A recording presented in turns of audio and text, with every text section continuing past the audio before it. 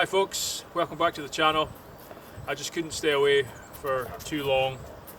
I had plans to have a proper break this weekend after 4 weekends out in a row, but as you can see the weather is just beautiful today. It has been all week actually, one of those first proper spring-like weeks, a lot of high pressure, frosty nights, quite warm in the sun during the day. Heard my first chiff-chaff yesterday and I saw some lapwings displaying in a field this morning, so yeah, spring is definitely underway. After everything that February threw at me, weather-wise, you would have thought a weekend like this I would have been jumping up and down to get out for a camp. And I kind of wish I did, but my brain just said no yesterday. I couldn't find the motivation. Even though I had the weather, the kit and the time, it wasn't happening for whatever reason. And I spoke a little bit about that in my previous video. And sometimes that's just how my brain works. But the weather's been so nice this weekend, I couldn't let it pass by completely. So we're back out just for the day, not too far from where I camped last weekend with the tarp shelter, just at South Loch Ness at my semi-permanent camp spot. I'm gonna have another go at the bow drill after my ember frustration last weekend. You probably would have seen me picking some dry grass on the way in to use for my nest, and then I've just laid it out on one of the rocks here and weighed it down just to let it dry out a bit more because it was slightly damp from the frost this morning. So hopefully that'll be dry enough when or if I get an ember this time. Then the plan is to cook up just a basic sausage stew for just a late lunch and enjoy the afternoon. I've got the same bow from last week, but the hearthboard and the spindle I just threw on the fire, so I'll have to make new ones of those, which is not a big deal, it's all part of it. I've got some bits and pieces of wood cut already that might be suitable, but otherwise we'll just have a look around the forest for something. But yeah, I hope you managed to get out this weekend for a bit of fresh air. If you didn't, don't be too hard on yourself. It happens to the best of us for whatever reason. There'll be other weekends, that's for sure. So anyway, yeah, we'll have a go at this bow drill first and see how we get on.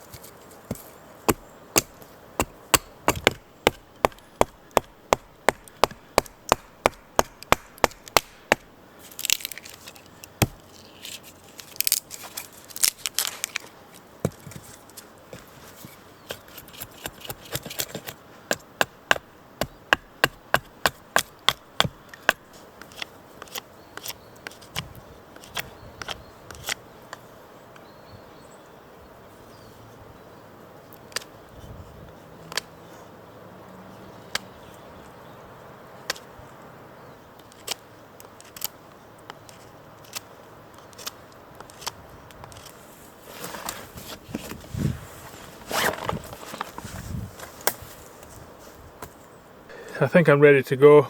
I've got the hearthboard, had to go at making the spindle. I'm just going to use the Firestone again as a bearing block.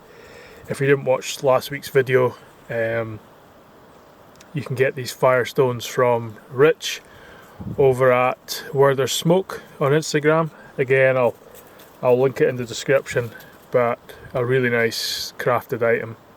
Got some kindling and twigs and a bit of firewood ready to go, and then that's the grass drying from earlier.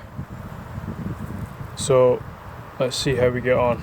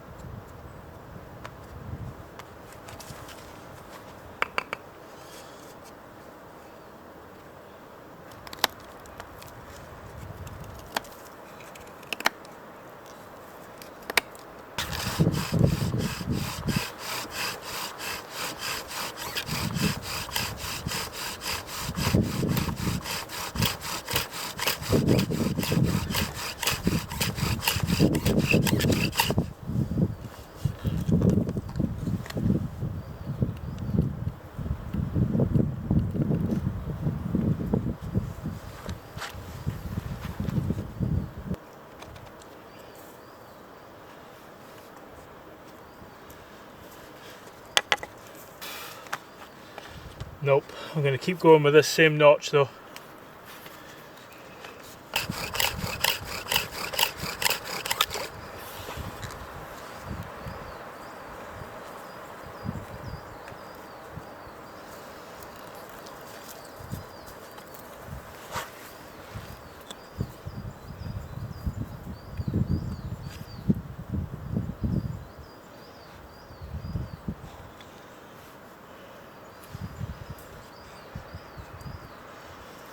Nope. Right, I just tidied the spindle up a little bit. Just getting a bit flat on top. So I'll try again.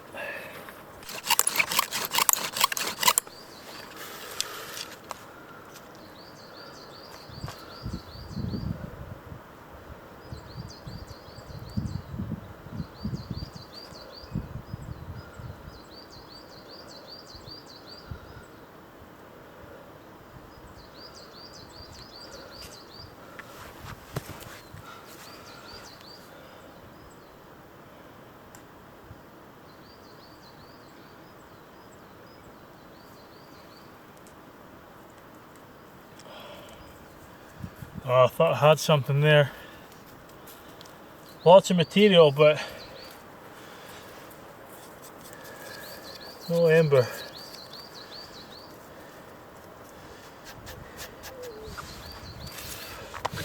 This is where my lack of knowledge comes in, because I'm not entirely sure what bit I'm doing or what bit I need to change.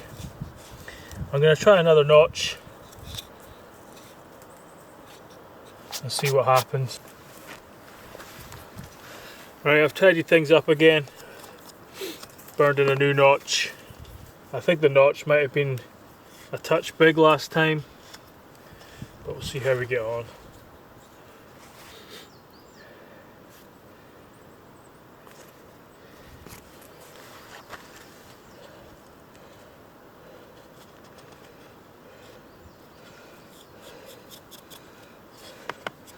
No.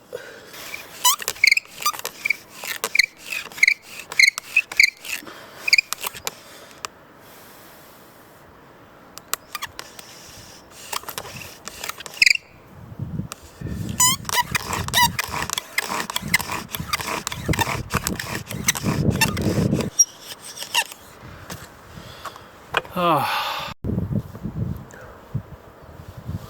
Right. Third notch. Third time lucky perhaps. I'm gonna give it another go with this one, and then I'm gonna have to call it a day if not, because I'm getting really hungry now, so we'll see.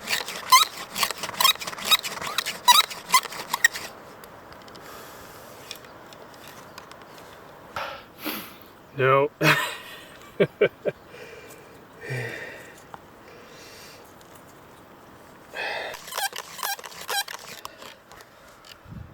I think there's something up with my spindle because it's just not drilling very well.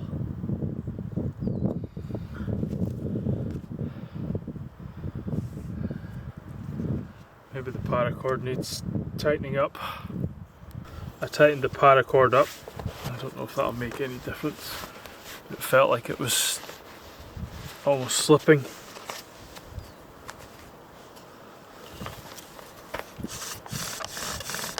Ah, okay.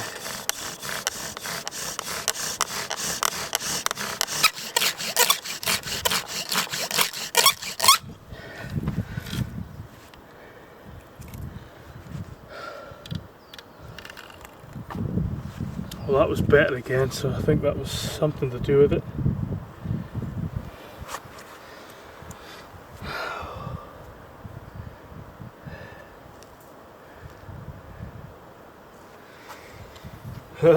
Still no ember though.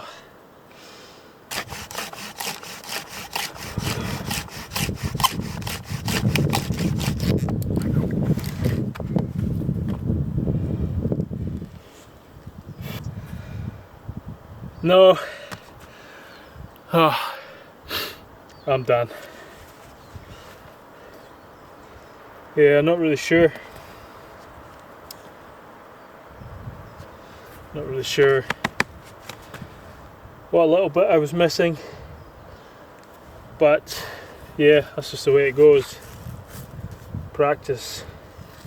I don't really know what I was doing different from the ember I got last week, but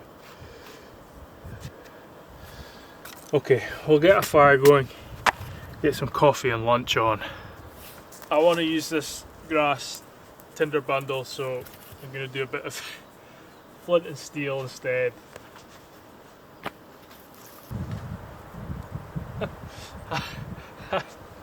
I forgot I don't have much charcoal left either. Let's see how we go.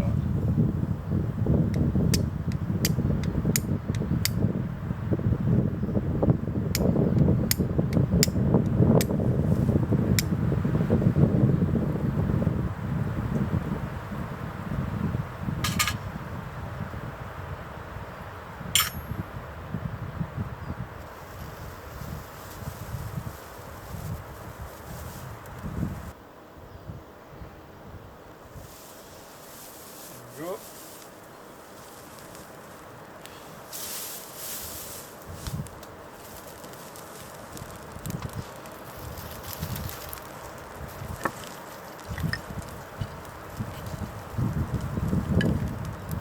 A bit quicker than the bow drill.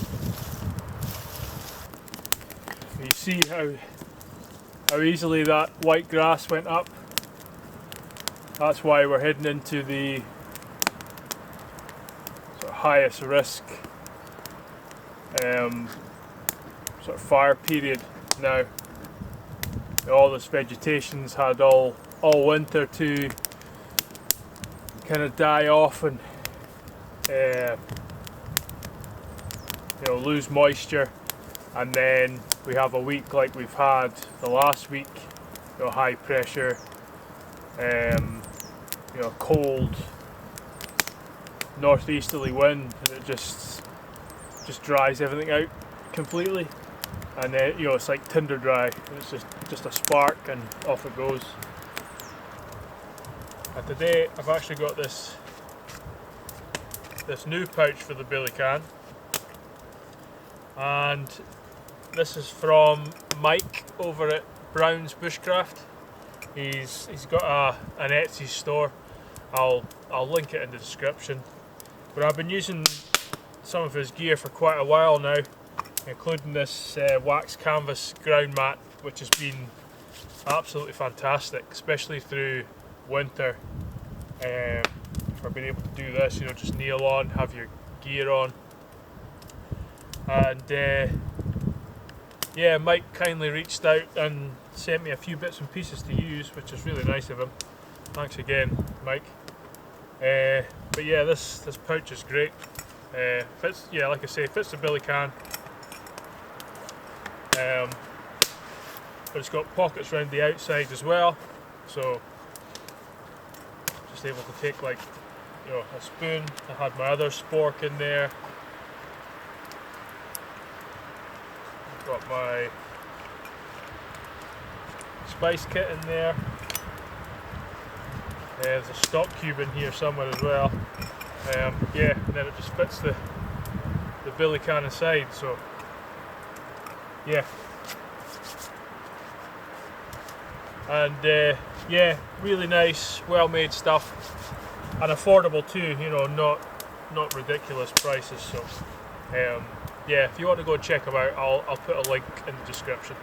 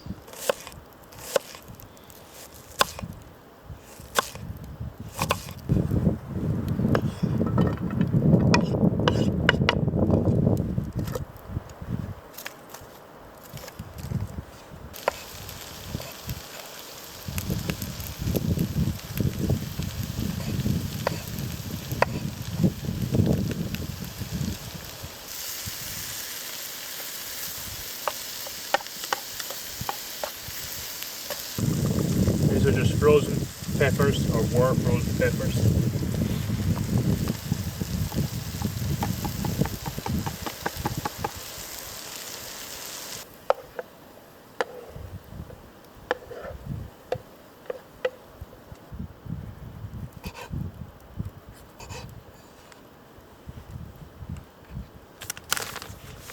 This packet whole grain rice to bulk it up as well.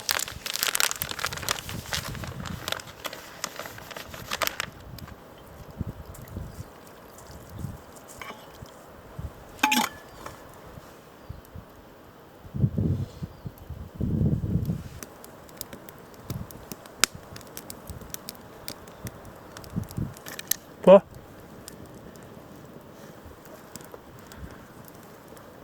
Go on in. This is looking pretty much done, I think.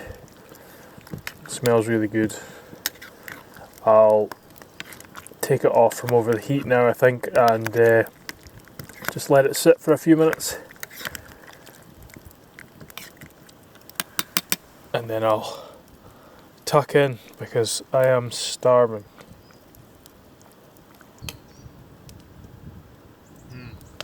Oh, that's really good.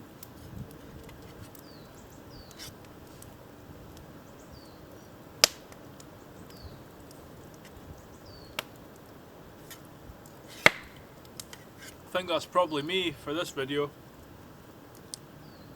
Just a shorter one, just an afternoon out in the forest. I'm gonna finish this stew and probably just spend a couple more hours out here than head back home. Yeah, I'll put some links in the description about bits and pieces of gear I've used as always, and check out the other links too if you're interested. If you want to hang around, I will be doing my rambling section at the end, although it's probably going to be more of a rant this week. But yeah, if you're interested in that, stick around. If not, I'll see you on the next video. I do have some plans for bits and pieces coming up. I'm planning the West Coast again. I actually bought a new tent. I decided to invest in a new tent after the fly disaster a couple weekends ago. I nearly bought a cheaper tent again, and I thought I go camping enough to justify a decent tent after all these years, so I got myself an MSR Elixir 2. So hoping to take that out in a couple of weekends time. Yeah, on the west coast somewhere. maybe 2 nights, maybe 3 nights. I'm not sure yet. So I'll definitely film that trip. So yeah, if you hit the subscribe button, make sure you don't miss anything that's coming up. But yeah, gonna finish this and wrap it up there, and I'll see you on the next one.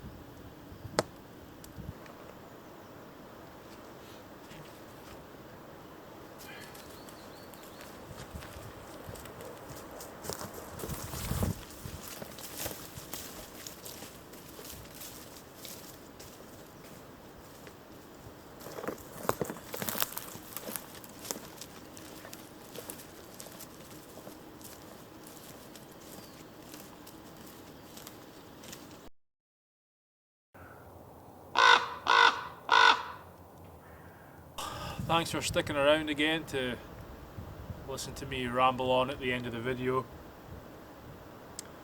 I don't really have anything specific to say about where I am today.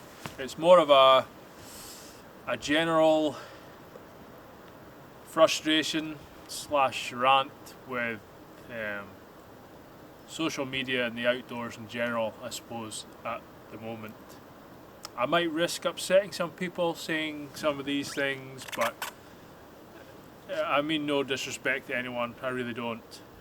But even take the word bushcraft, I've come to hate that word now. It's so overused and so misused. It's become almost like a social media fad. I get quite a lot of messages on my Instagram, even though my profile mentions nothing about bushcraft. Obviously I do bits and pieces of bushcraft, I'm not denying that, if you want to call it that. But yeah, so many people like, oh, I want to become a bushcrafter, which I don't even really know what that means, to be honest. What knife should I buy? You know, that's their primary focus, and the majority of the time I'll go back to them and say, buy a decent tree ID book instead, because you know, if you're doing any outdoor pursuit, then you should understand the outdoors that you're entering into. And certainly if you're going to do this kind of thing, learning basic tree ID is going to allow you to know, you know, what trees and resources to use depending on what project you're going to do. You know, it's common sense, but people have become so focused on the flashy gear now, you know, the toys, that yeah, certainly social media bushcraft has become about that.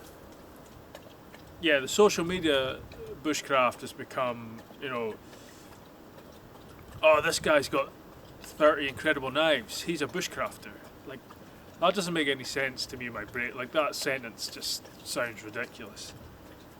And, you know, like I say, I don't consider myself a bushcrafter. I've been running about in the woods since I was a kid. It just used to be called playing in the woods. You know, I don't really label anything that way. And I have a few basic skills, but ultimately I enjoy coming out into the forest and you know, the gear and all that kind of stuff. Yeah, some aspects of it are nice, but ultimately it's about spending time here. And yeah, I've tried to increase my knowledge in a few things, but there seems to be a reluctance from people to actually learn bushcraft. Some of the most successful Instagram accounts now in this niche are purely just people who have enough expendable income to buy very expensive heavy canvas rucksacks every month, or a new knife every month, wander a few hundred meters out into the forest and take lots of photos of it.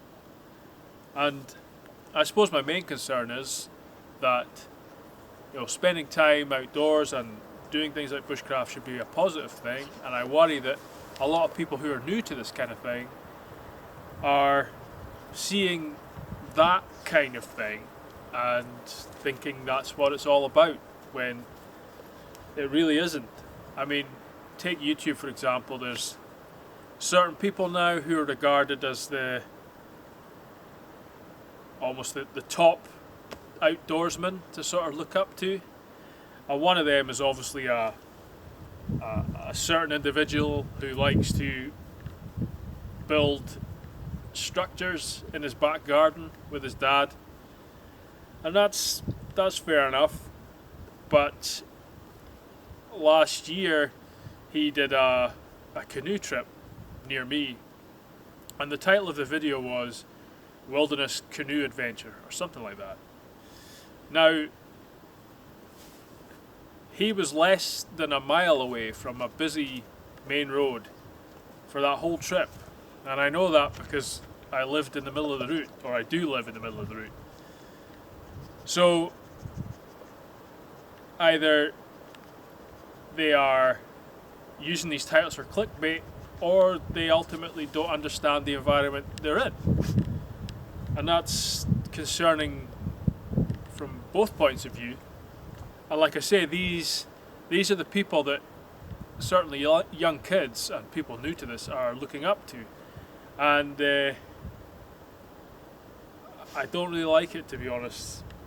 And even in that video there was some chat about the forests and trees around them, and it was just rubbish. It was just rubbish. Tree ID all over the place, just wrong. And like I say, to be considered one of the leading outdoorsmen, certainly in the UK, yeah, that worries me quite a bit.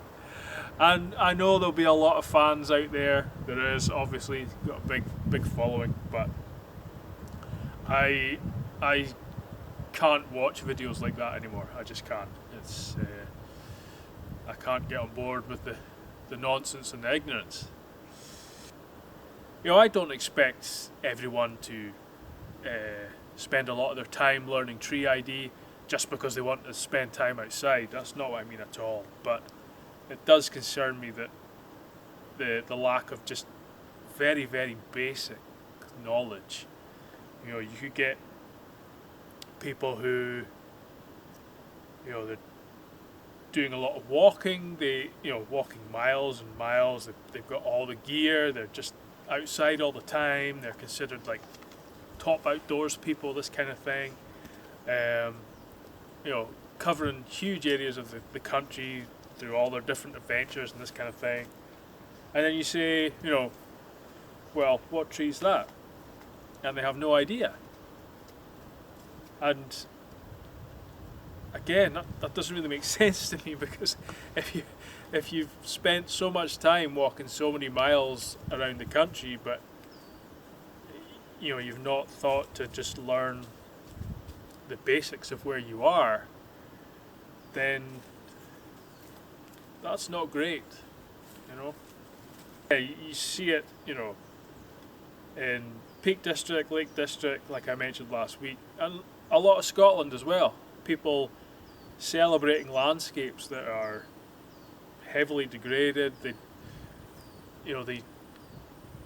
looking at sort of wild forests, they'll call it, when it's really just a non-native spruce plantation. And yeah, it's just don't understand what's missing or what's even there in front of them.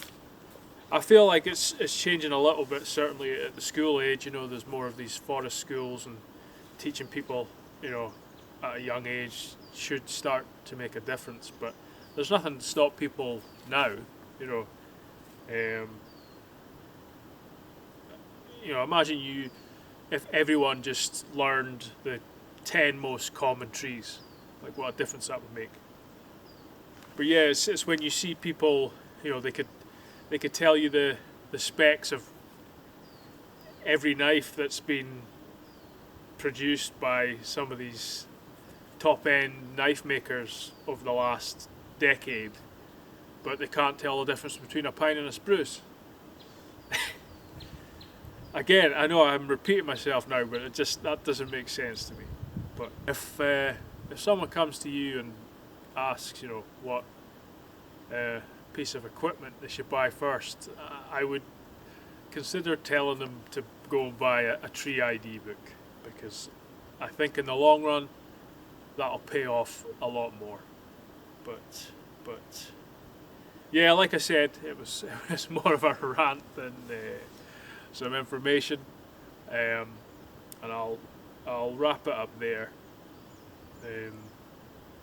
When I watch this back, it's probably going to sound like a rambling nonsense, so I'll see if I even bother adding it to the video. But it's made me feel a bit better. So yeah, like, share, subscribe, that really helps the channel, and I will see you on the next one.